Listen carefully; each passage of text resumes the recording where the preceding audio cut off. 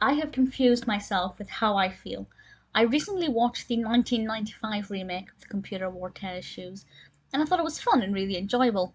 And I was really curious to go back and watch Disney's 1969 version, because I thought, well, computers were vastly different then.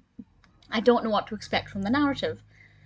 It turns out that the narrative is basically identical to the 1995 one, which ordinarily would annoy me, but this film came first. So I can't really get... Like, I was watching it thinking, okay, well, this is just the same as the other one. It's not very interesting. But then this one came first. So I can't really get annoyed at the film for being the same, but I can't stop liking the previous one. So I'm a little bit confused with how I'm supposed to feel. But in general, the film is pretty good. The computer, the actual computer, is the most terrifying thing I've ever seen. We're not talking laptops, we're not talking desktops, we are talking something that would barely fit in my flat. That's a slight exaggeration, but it's colossal, and I don't really fully understand what the computer was being used for, let's be perfectly honest. But it's certainly a colossal machine. But once you get over the actual size of the thing, the narrative is pretty much the same as the other one. This one was directed by Robert Butler, written by Joseph L. McGreevey, I don't think I'm pronouncing that correctly, and stars, of course, the brilliant Kurt Russell as our protagonist, Dexter. And Dexter, if you're unaware of the premise, Dexter ends up fiddling with this machine, and suddenly he has a lot of information in his brain. It's a little bit different. It's not in, obviously, the 1995 one, Dexter is able to remember everything that's on the internet. With this one, he is able to learn, to remember anything that he has ever learned. And he remembers it instantly, and he can recite any fact that he's ever learned.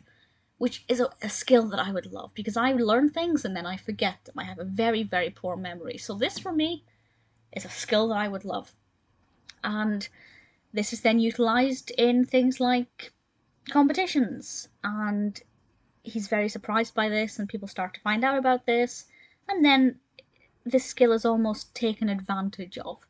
I won't say what happens with the narrative, but I will say the development is very similar, very, very similar to the 1995 one. Obviously, if I'd watched these in the correct order, I would have said about the 1995 one that it lacked innovation, and as a remake it needed something to give it a little bit more flavour, to make it a little bit more unique. That's kind of what I felt when I was watching this one, until I kept reminding myself that this came first.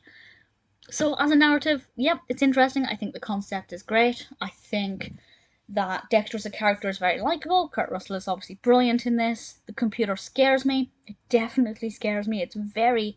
Like, when I looked at the computer in this, I can kind of see why people would start to become wary of machines.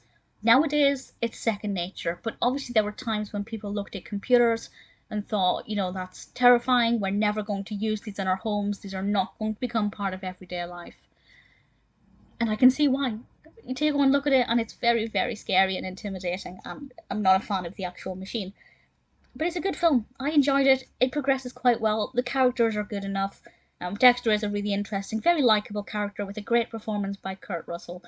My advice would be to watch this one first. To point out, I normally would watch the original first, but I really wanted to watch Kirk Cameron in something because I'd never seen him in anything. And he plays Dexter in the 1995. I think it's 95. I apologise if I'm misremembering the date. But he plays Dexter in that film. So I watched that one first. Kind of regret watching that one first. Nevertheless, I did enjoy watching this. I enjoyed looking for the differences and seeing how, you know, languages and behaviours and attitudes have changed, because the good thing about the plot being basically identical is that you can actually do some direct comparison with the attitudes of the students, the attitudes of the teachers, the way that, you know, vocabulary has changed, and the way in which people behave and their mannerisms. Obviously, that's changed quite a lot over the kind of 25 years that exists between the two films. So that aspect of it I thought was quite fun. Which you can do regardless of which way you watch these. I would definitely suggest watching the original first, which I wish I'd done. Nevertheless, I enjoyed the viewing experience. I thought it's a pretty good fun concept.